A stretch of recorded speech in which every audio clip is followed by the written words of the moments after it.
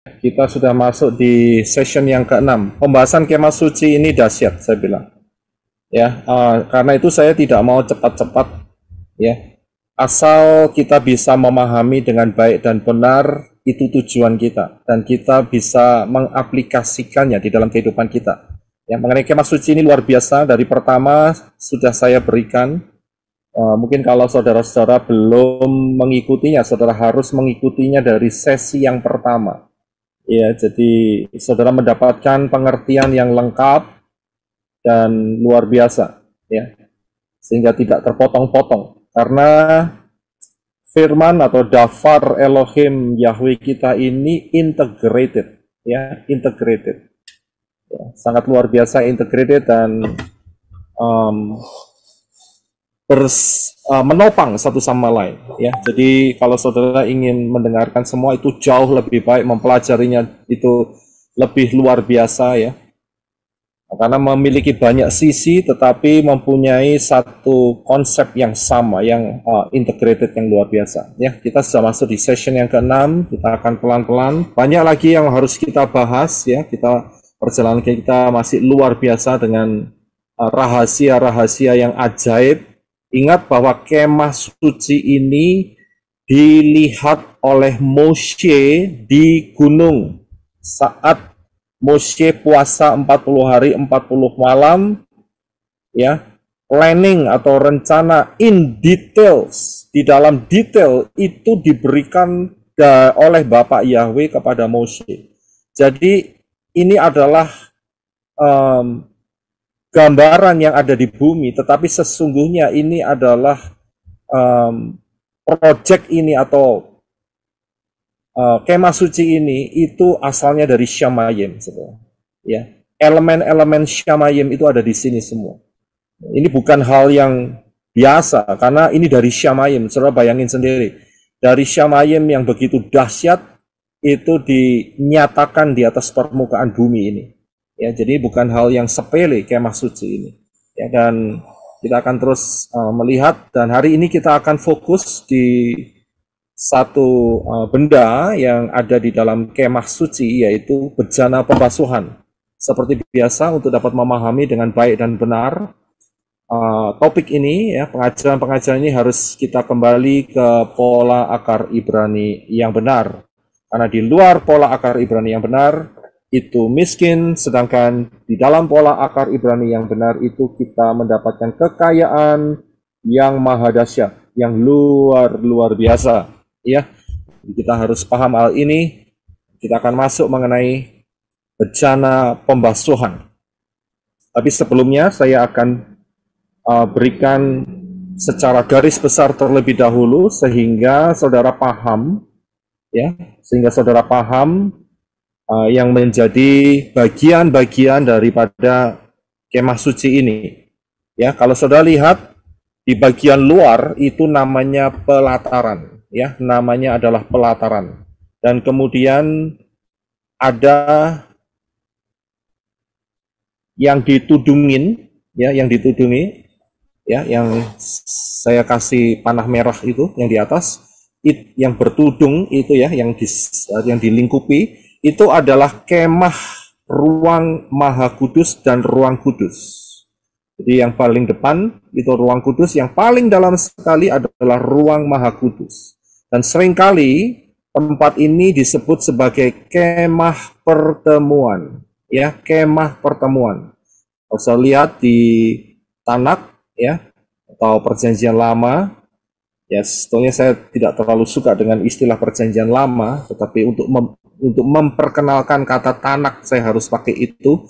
Jadi saudara akan lihat di dalam kitab Keluaran dan Imamat, ya, itu ada yang namanya kemah pertemuan, ya, dan inilah yang disebut sebagai kemah pertemuan. Yang selanjutnya kita lihat bahwa kemah suci ini itu mengarah ke timur. Kalau ke timur itu ke arah pintu, ya, sedangkan ke arah barat itu ke arah masuk ke dalam. Saya sudah bahas soal ini di session yang pertama dan kedua. Coba saudara lihat rahasianya ada di sana. Kalau kita lihat di pelataran yang saudara perhatikan di sini, ya, pelataran ini ada dua benda.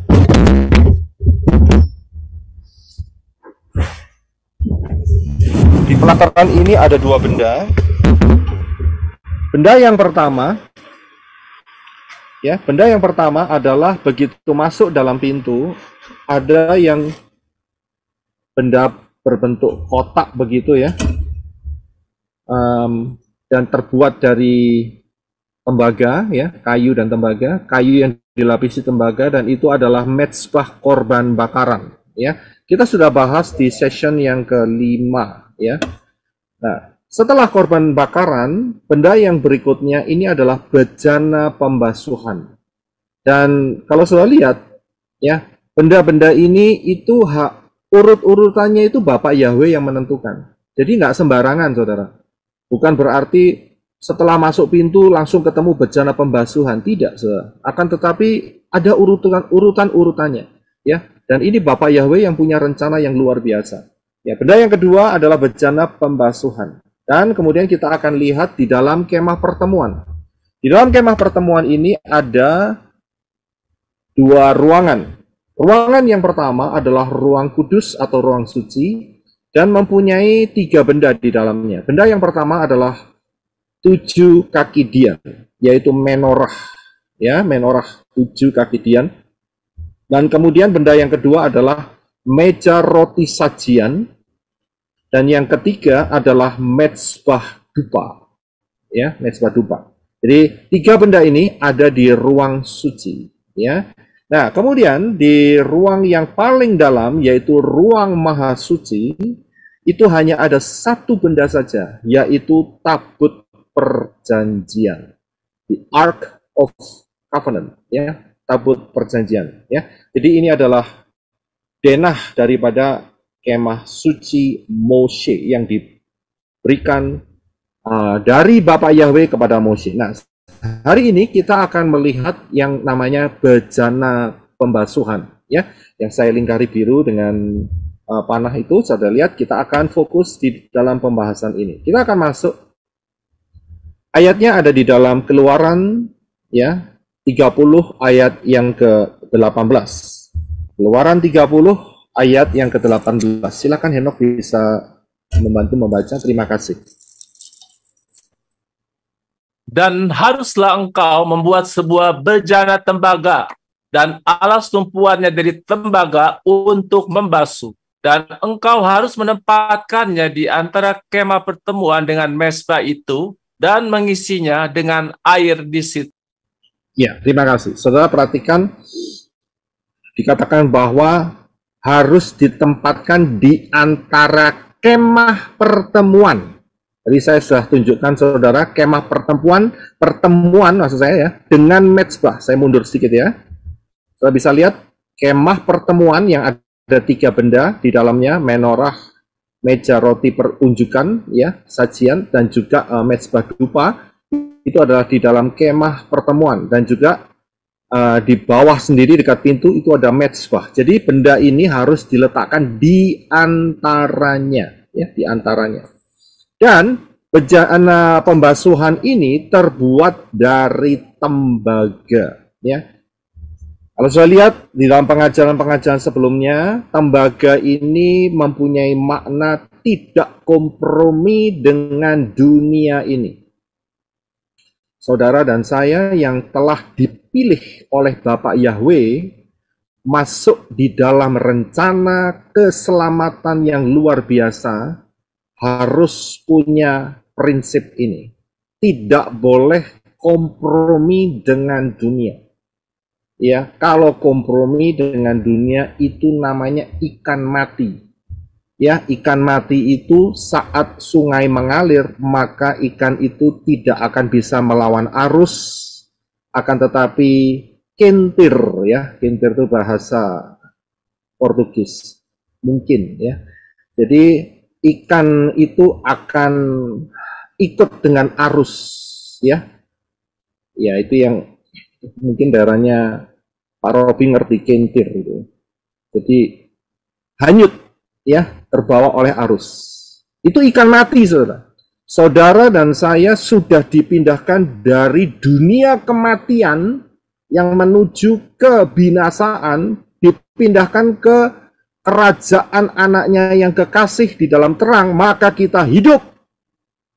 Ya, kita hidup. Karena itu kita tidak kompromi dengan dunia ini. Tidak boleh kompromi. Dalam hal apapun juga nggak boleh kompromi. Ya, kita nggak campur-campur. Kita tidak akan ngomong, saya tidak akan ngomong. Saya pribadi, saya jelaskan di sini, saya tidak akan pernah menyatakan ya bahwa Yeshua itu kalau di Indonesia dikenal dengan Yesus Kristus. Tidak. Ya, Yeshua dan Yesus itu dua pribadi yang tidak sama.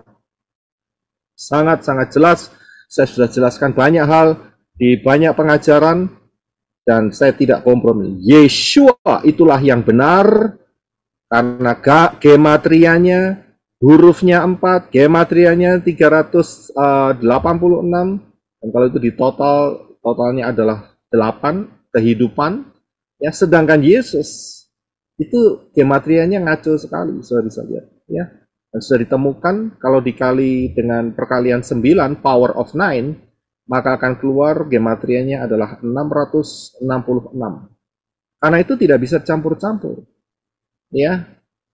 Jadi di dalam hal mengatakan atau menginjili atau memberitakan kebenaran tentang Yeshua, jangan dicampur dengan satu kalimat yang di Indonesia lebih dikenal dengan Yesus Kristus. Itu kalimat salah, saudara. Ya, kalimat salah sekali. Karena apa? Itu celah untuk bisa memasukkan, setan bisa memasukkan ya pengertian-pengertian yang salah, ya, yang merusak. Nah, nanti kalau sudah gitu, lihat aja komprominya apa? Pasti akan Natalan 25 Desember. Kan sudah ngawur itu. Lihat aja itu, pasti akan ada di sana. Nggak akan jauh. Karena apa? Karena kompromi, saudara. Ya, karena kompromi. Kita tidak kompromi. Di tempat ini, tidak kompromi. Ya. Ulangan 28 ayat 23, yang dikatakan, silakan Henok bisa baca untuk kita ayat-ayatnya. Terima kasih. Dan langit yang di atas kepalamu akan menjadi tembaga, dan tanah yang di bawah menjadi besi. Iya. Jadi ada pemisahan, ya. Dan kaki Yeshua itu saat dilihat oleh Yohanan itu kakinya seperti tembaga yang bernyala-nyala. Wahyu 2 ayat yang ke-18. Silakan ya.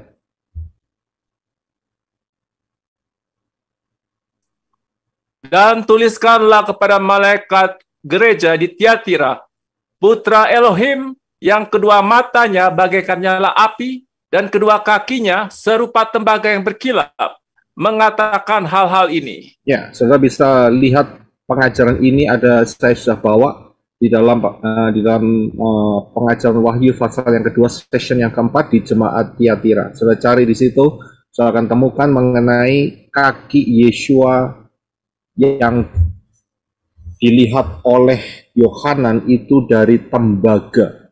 Ya, Yeshua tidak pernah kompromi. Jangan pernah kompromi. Kalau Yeshua tidak kompromi, kita juga tidak kompromi. Saya bisa lihat Yeshua adalah kepala dan kita adalah tubuhnya. Yeshua adalah mempelai laki-laki, kita adalah mempelai wanitanya, perempuannya. Ya, tidak ada kata kompromi dalam hal ini. Ya, Roma 12 ayat yang kedua, silahkan Henok. Janganlah menjadi serupa dengan orang-orang di dunia ini, tetapi biarlah kamu diubahkan oleh pembaruan pikiranmu, agar kamu dapat mengenal kehendak Elohim yang baik, yang berkenan, dan yang sempurna. Haleluya. Saya bisa lihat di sini, Rabi Saul juga mengatakan, jangan jadi serupa dengan orang-orang di dunia ini. Ya, nggak boleh jadi serupa. Harus berbeda. Berbeda itu bukan untuk show off berbeda, tidak. Tapi karena kita menyadari bahwa kita ini telah dibeli dengan harga yang lunas dan mahal, yaitu darah Yeshua HaMashiach. Kita telah dibeli. Ya, Rabi Saul menggunakan satu kata yaitu bond servant. Budak belian. Ya, Kalau udah dibeli, berarti kita ini menjadi milik siapa? Coba saudara pikir. Kita bukan lagi menjadi milik bos yang lama, akan tetapi kita menjadi pemilik orang yang membeli kita. Siapa yang membeli kita? Kita dibeli dengan darah yang mahal. Yeshua yang beli kita. Jadi kita milik Yeshua. Nggak boleh campur-campur. Ya, es campur masih boleh, gado-gado untuk makanan masih boleh, tetapi pengajaran campur-campur tidak diizinkan. Jadi hati-hati. Memang saya tidak bisa mencegah saudara untuk tidak surfing ke channel-channel yang lain, akan tetapi saudara harus tahu ada bahaya. Jangan sampai jatuh gara-gara terpengaruh dengan pola pikir yang salah.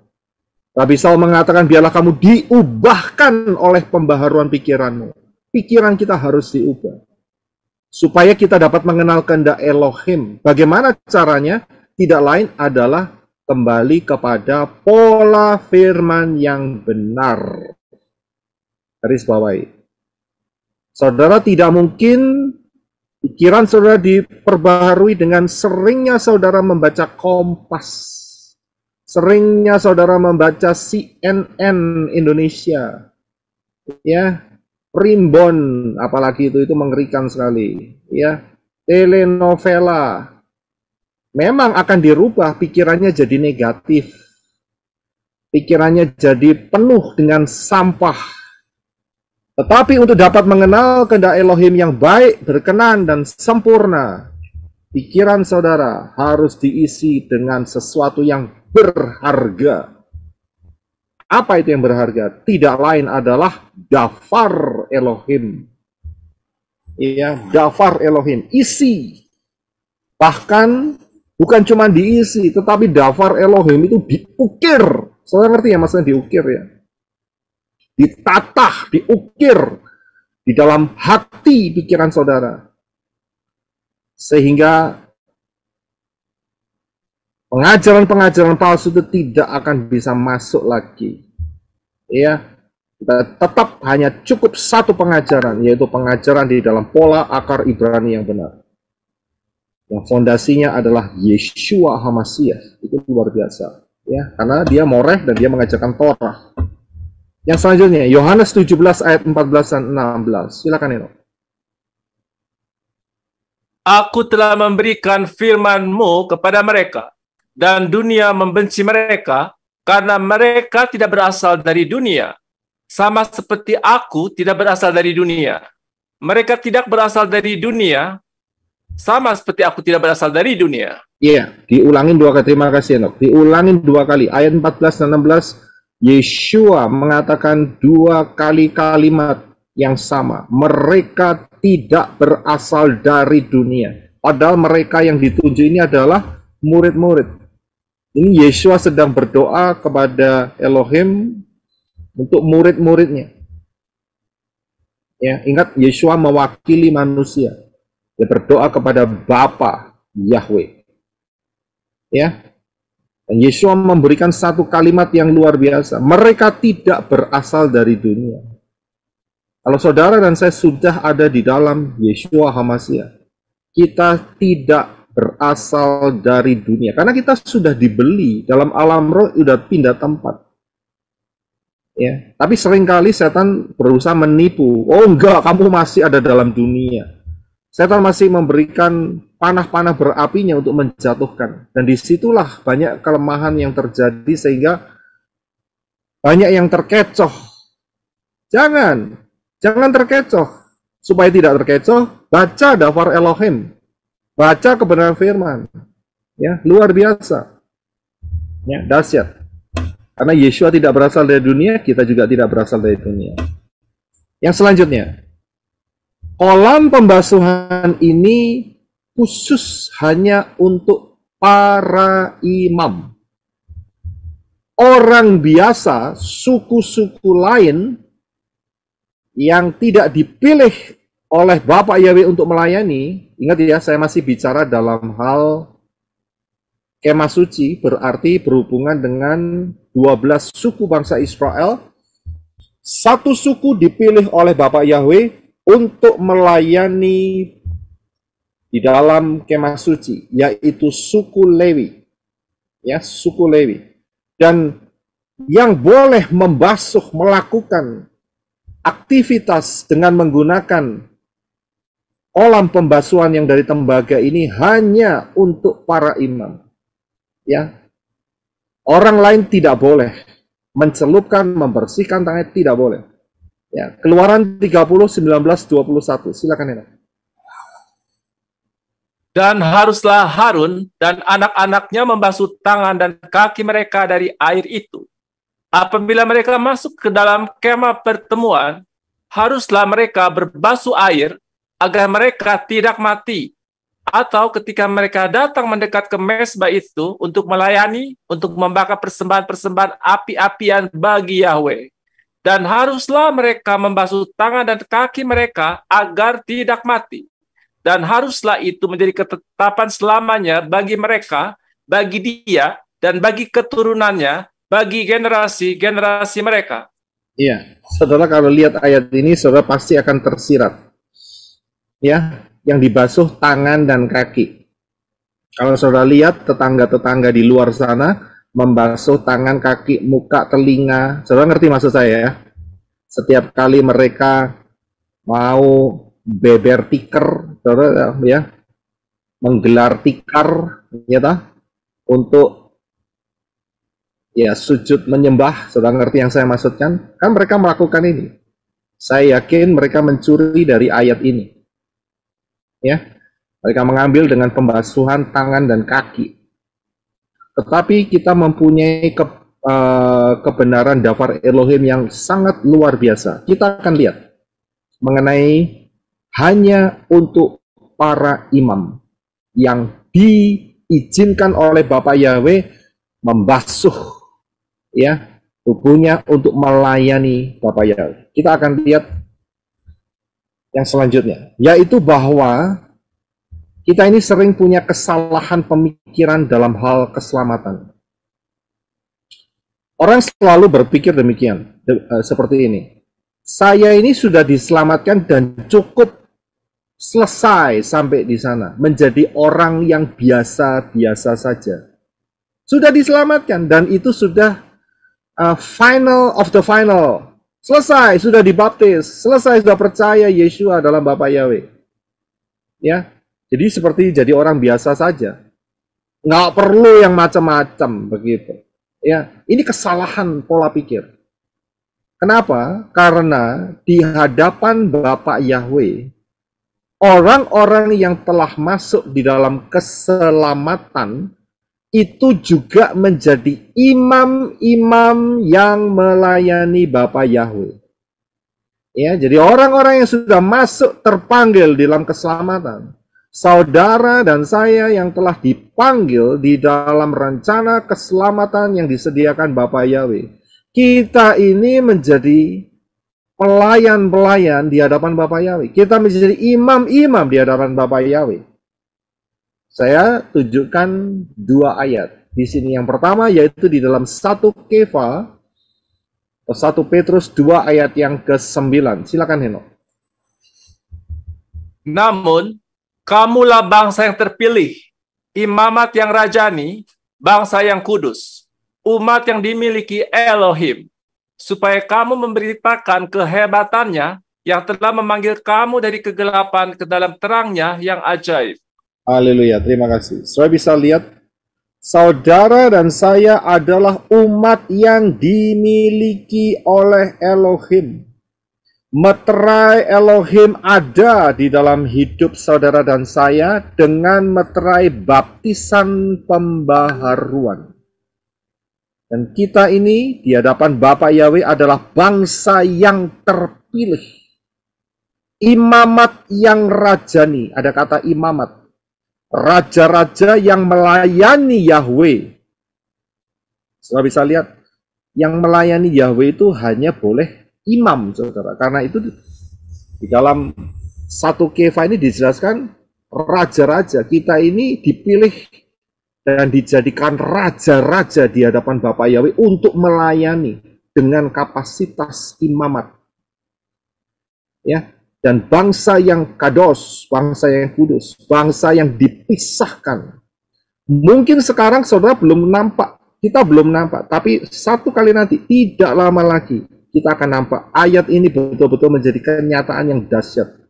Saat rapture terjadi, orang-orang akan terbelak matanya.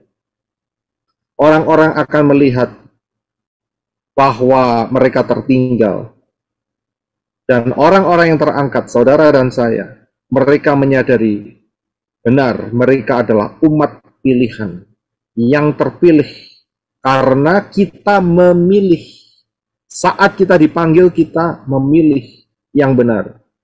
Ya, kita masuk di dalam kemuliaan Yahweh untuk melayani Bapa Yahweh, menjadi imam-imam luar biasa. Ayat yang kedua ada di dalam Wahyu 1 ayat 5 sampai yang ke-6. Silakan ya.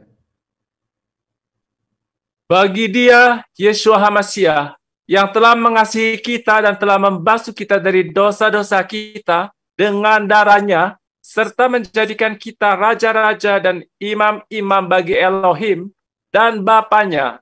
Bagi Dia kemuliaan dan kekuasaan untuk selama-lamanya. Amin.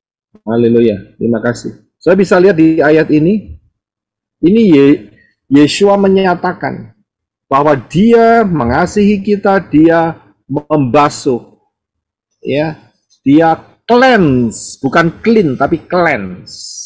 Kata yang dipakai dalam bahasa Inggrisnya, cleanse kita dari dosa-dosa dengan darahnya, dan kita dijadikan raja-raja, saudara. Ini jangan saudara berpikir, wah jadi raja-raja itu seperti prinsip dunia ini. Tidak. Prinsip dunia ini terbalik. Ya. Karena apa? Karena kita adalah raja-raja yang melayani Bapa Yahweh. Ya. Kita adalah imam-imam bagi Elohim, bagi Bapa Yahweh. Ya. Jadi setelah kita beri kesempatan dalam keselamatan, kita terima Bapa Yahweh dalam Adon Yeshua HaMashiach, tidak selesai sampai di situ. Ya, kalau ada orang diinjilin dan dia percaya menerima Bapa Yahweh dalam Yeshua HaMashiach, tetapi kondisinya kayak gini ya, ini lain ceritanya ya. Kondisinya seperti ini, tiba-tiba ya dalam perjalanan pulang ada petir yang menyambar dan dia kesambar petir begitu, mati. Ya diselamatkan karena sudah menerima Bapa Yahweh dalam Yeshua HaMashiach, tetapi memang jatahnya sampai di sana. Ya pulang ke Syamayim, ke Firdaus. Akan tetapi kan nggak semua kayak gini, saudara. Ya, percaya Bapa Yahweh dalam Yeshua HaMashiach atau dibaptis dalam pembaruan, tiba-tiba keluar disambar petir begitu, belum gitu terus mati, kan enggak semua. Semua kan masih normal-normal saja, saudara. Ada yang sekolah ya tetap sekolah, ada yang kerja ya tetap kerja, ada yang tetap terus harus melakukan kewajiban masing-masing, ya kan? Nah, disitulah ya kita menjadi imam-imam yang melayani Bapa Yahweh. Ya, hanya imam yang boleh masuk melayani Bapa Yahweh. Orang biasa nggak boleh, suku-suku lain nggak boleh. Ya, ini luar biasa. Ini satu keindahan yang luar biasa. Karena apa? Melayani Bapa Yahweh itu satu, dekat dengan Bapa Yahweh. Kedua, rewardnya luar biasa, saudara. Pemeliharaannya luar biasa. Jadi ini adalah perjalanan level yang lebih advance, lebih meningkat daripada saat masuk pintu. Kita lebih meningkat lagi ya untuk melayani Raja di atas segala raja, Yeshua HaMashiach.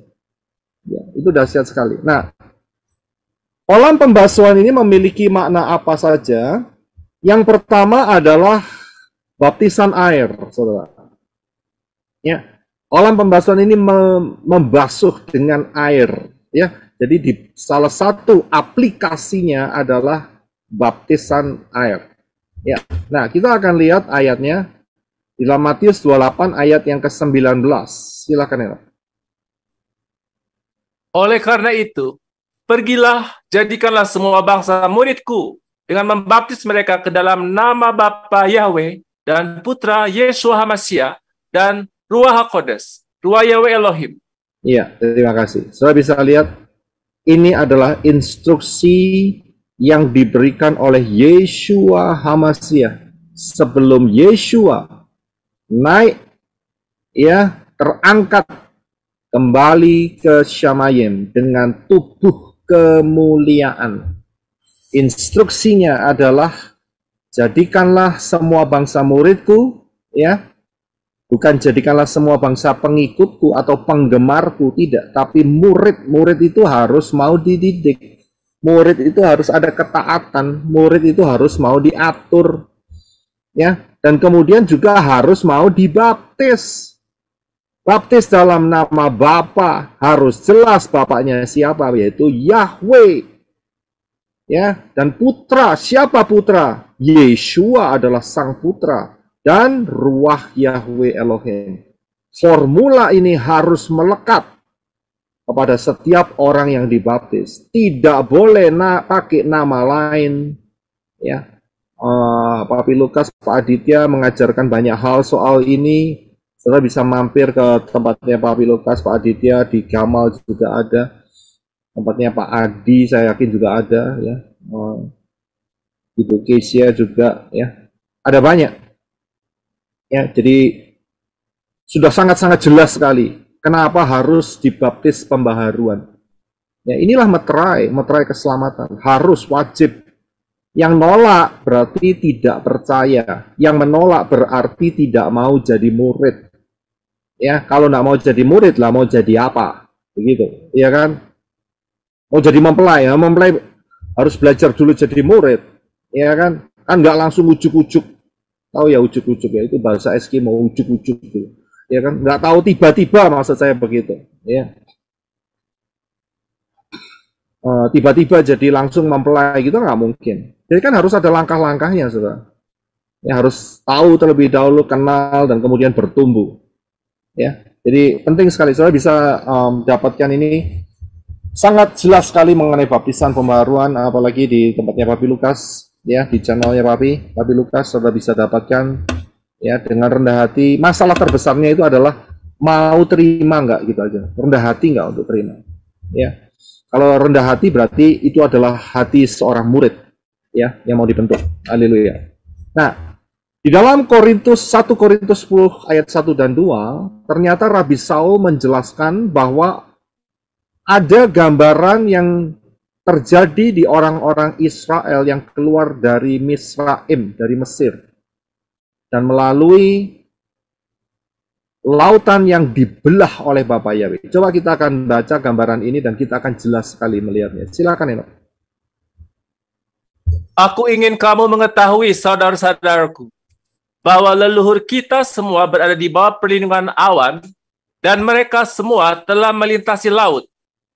Mereka semua telah dibaptis di dalam awan dan di dalam laut untuk menjadi pengikut Moshe. Iya, terima kasih. Moshe adalah gambaran dari Yeshua HaMashiach. Menjadi pengikut Yeshua HaMashiach harus masuk di dalam baptisan. Ya, dibaptis, mereka itu ada gambarannya ternyata. Bukan satu kebetulan, memang peristiwanya saat itu mereka dikejar-kejar oleh Firaun. Ya, akan tetapi Bapak Yahweh mengarahkan ke satu daerah yang ujungnya laut, saudara. Tapi di situ ternyata kisah ini memberikan penerangan rohani buat kita bahwa orang-orang yang mengikuti Moshe itu harus dibaptis. Ya, dan mereka nggak dibaptis satu-satu, maksudnya dalam arti seperti yang kita lakukan sekarang, akan tetapi mereka dibaptis melalui peristiwa ini. Begitu juga kita yang mengikuti Yeshua HaMashiach juga harus dibaptis. Ya. 1 Petrus 3 ayat 21, 1 Kefa 3 ayat 21. Silakan, Heno. Juga kamu sekarang diselamatkan oleh kiasannya, yaitu baptisan. Maksudnya bukan untuk membersihkan kenajisan jasmani, melainkan untuk memohonkan hati nurani yang baik kepada Elohim oleh kebangkitan Yeshua HaMashiach. Ya, terima kasih. Saudara bisa melihat di sini, baptisan itu tidak ada tujuan untuk masalah jasmani. Akan tetapi harus dilakukan sebagai ketaatan untuk memohonkan hati nurani kepada Elohim.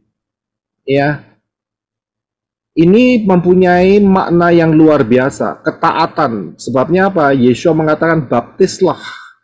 Ya, jadikanlah segala bangsa muridku, baptislah. Ya, harus dibaptis. Nggak boleh ditolak dan harus benar. Ya, jangan mau Pak saya dibaptis, iya dibaptis, tapi dipercik, salah. Ya kan?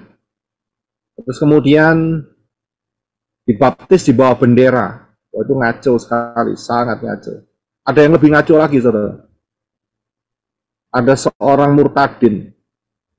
Dia pernah memberikan, dan itu ada orang yang mencuplik, dia mengatakan bahwa dibaptis apa saja boleh, termasuk di dalam peti mati. Ini orang saya pikir nggak beres pikirannya.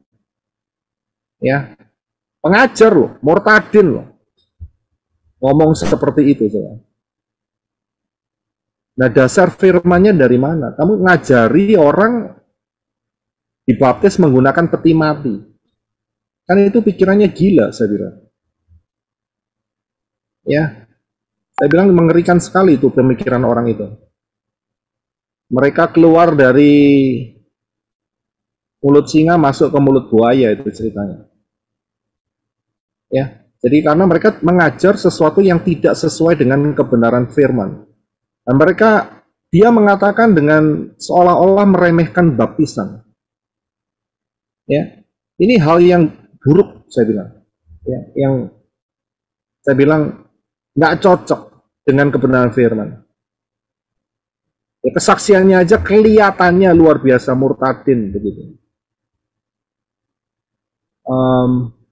Dia sekarang ada di Amerika, murtadinnya. Ya, dilari ke Amerika. Nanti saudara pasti ngerti siapa dia. Dia mengatakan hal itu. Tapi saya bilang ini nggak benar. Saya harus ngomong supaya siapapun yang pernah mendengar pengajaran dibaptis dalam peti mati yang dia telah ucapkan, saudara kalau mau selamat harus mengikuti pola firman. Jangan ngikutin murtadin itu, pengajaran murtadin itu. Sangat mengerikan. Ya, paham ya dalam hal ini.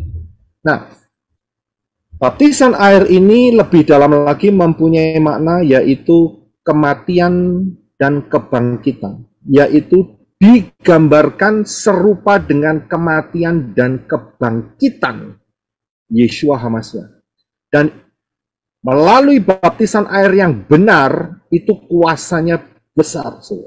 Tapi ingat ya, saya harus katakan bahwa baptisan air ini bukan akhir dari segala-galanya. Wah, saya sudah dibaptis, selesai cerita. Tidak. Ingat, tadi dikatakan bahwa kita ini menjadi imam-imam di hadapan Bapa Yahweh. Kita harus terus ditumbuhkan. Baptisan air ini tidak mengakhiri hidup perjalanan rohani saudara, tidak. Tapi inilah awal. Ya, inilah awal dari spiritual journey saudara. Dan ini mempunyai makna kematian dan kebangkitan. Kita akan baca ayatnya sedikit panjang, yaitu di dalam Roma pasal yang ke-6 ayat 3 sampai yang ke-8. Silakan Eno. Atau apakah kamu tidak mengetahui bahwa seberapa banyak yang telah dibaptis ke dalam HaMashiach Yeshua, kita telah dibaptis ke dalam kematiannya? Sebab itu, kita telah dikuburkan bersama Dia melalui baptisan ke dalam kematian supaya sama seperti HaMashiach telah dibangkitkan dari orang mati oleh kemuliaan Bapa. Demikian pula kita harus berjalan dalam pembaruan hidup. Sebab jika kita telah menjadi satu dengan keserupaan kematiannya, demikian pula kita akan disatukan oleh kebangkitan. Dengan mengetahui hal ini, bahwa manusia lama kita telah disalibkan, supaya tubuh dosa kita dilenyapkan, sehingga kita tidak lagi menghamba kepada dosa. sebab siapa yang telah mati, dia telah dibenarkan dari dosa. Namun, jika kita telah mati bersama Masih, kita percaya bahwa kita juga akan hidup bersama Dia. Ya, terima kasih. Saudara bisa melihat ayat-ayat ini? Ya, dibaptis itu serupa dengan kematian Yesua, dan begitu keluar dari air maka serupa dengan kebangkitan Yesua. Kalau kita serupa dengan kematiannya dan disatukan dengan kebangkitannya, maka kita akan hidup. Ini jaminan kekal, saudara. Jadi jangan main-main dengan baptisan, saudara. Jangan menyepelekan formula baptisan. Karena Yesua sendiri loh yang ngomong tuh Yesua sendiri. Bapak Yahweh dalam rupa manusia kasih instruksi terakhir sebelum naik ke Syamayim. Gak main-main, saudara. Baptislah. Jadi jangan dibuat mainan mengenai baptisan ini. Kalau belum benar formatnya, polanya, ya diulangi. Jangan keras hati, jangan merasa aku hanya baptis sekali. Ya itulah karep-karepmu gitu, ya kan? Itu kan seenak kamu sendiri. Ya, untuk masuk Syamayim, saudara harus nurut apa yang dikatakan firman. Ya, kalau nggak nurut, ya bikin Syamayim sendiri saja, saya bilang. Ya kan, silahkan bikin, nggak ada masalah.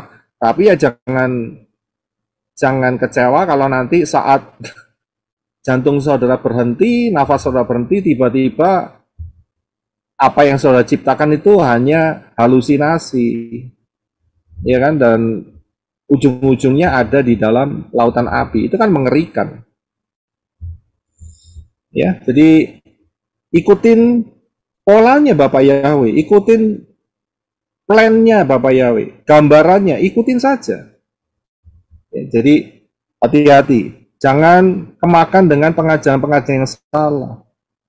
Ya, bayi tidak boleh dibaptis, ya nggak ada fungsinya karena baptis itu hanya buat orang yang sudah mengerti, paham dan memilih jalan yang benar. Bayi nggak bisa. Ya, jangan dilegalkan hal itu. Ya, jadi harus benar, jangan di bawah pasir atau dipercikin atau di bawah bendera, ya, atau cuma ditiup atau di bawah kain, ya, harus benar. Yang serem lagi itu yang dimasukkan peti mati lagi, ya. Mungkin dia pikir segambar dengan serupa dengan kematian, jadi masukin peti, tapi kan salah konsep itu, ya. Itu inisialnya memang betul SI, ya. Itu inisial yang mengatakan itu. Murtadin SI, ya. Ya, oke, kita akan terus. Makna daripada kolam atau bejana pembasuhan yang dari tembaga ini adalah dibasuh dengan firman. Setelah kita dibasuh dengan baptisan, maka kita dibasuh dengan firman. Kita nggak boleh pernah lupa hal ini. Ya, firman itu membersihkan kita senantiasa. Kalau orang setelah dibaptis dan tidak mau membangun hidupnya dalam firman, ini ada yang salah. Pasti ada yang salah. Ya, firman tidak menjadi makanan kesukaannya. Kebenaran-kebenaran firman tidak menjadi kesukaan dalam kehidupannya, ini ada yang salah. Harus, karena firman ini yang akan mengubah. Tadi di atas ada ayat yang mengatakan, jangan kamu jadi serupa dengan dunia ini, tetapi kamu harus dibaharui pola pikirmu, supaya kamu mengenal Elohim. Nah, mengenal Elohim dari mana? Kalau nggak dari firman. Efesus 5:26, silakan Henok. That he might sanctify and cleanse it with the washing of water by the word, supaya dia dapat menguduskan dan menyucikannya dengan permandian air oleh firman. Iya, saudara bisa lihat di sini, bukan hanya air saja, tetapi juga oleh firman. Tadi kita lihat di atas, di 1 Korintus dikatakan orang-orang Israel itu dibaptis di dalam awan dan laut. Laut itu air, awan itu menggambarkan roh. ya, menggambarkan roh, ruah Yahweh Elohim. Nah, ruah Yahweh Elohim yang dibawa ruah Yahweh Elohim tidak lain adalah firman daripada Yeshua HaMashiach. Kembali lagi, harus mau dibersihkan dengan kebenaran firman. Jangan mau lagi diubah pola pikir saudara dengan kebenaran-kebenaran dunia ini. Ya, atau saudara mempunyai tradisi kepercayaan lama dan saudara ambil ayat-ayatnya, ambil kalimat-kalimatnya. Itu bahaya sekali dan itu mematikan. Buang itu semua. Kita harus kembali ke firman karena firman adalah kata-kata yang keluar, kalimat yang keluar dari mulut Bapa Yahweh sendiri. Dan itu luar biasa. Ya, jadi harus hidup kita ditenggelamkan di dalam kebenaran firman. Yeshua mengatakan, siapa yang membangun rumahnya di atas fondasi batu karang, maka dia akan tetap kokoh. Tetapi kalau dibangun di atas pasir, ambruk, saudara, saat badai melanda. Ya, jadi kalau hidup kita ada di dalam kebenaran pola firman yang benar, maka tidak akan pernah goyah. Tidak akan pernah goyah. Ya, luar biasa. Inilah penjelasan mengenai bejana pembasuhan yang terbuat dari tembaga. Kita akan lanjutkan dalam minggu-minggu yang akan datang. Dan tetap ingat bahwa hari ini kita hampir menyelesaikan 6.000 tahun sejak kejatuhan Adam dan Hawa. Jadi kita tidak lama lagi akan masuk dalam kerajaan damai 1.000 tahun, kerajaan Yeshua HaMashiach. Tapi ingat, sebelumnya ada 7 tahun terakhir. Dan kita sudah masuk di dalam 3,5 tahun yang pertama.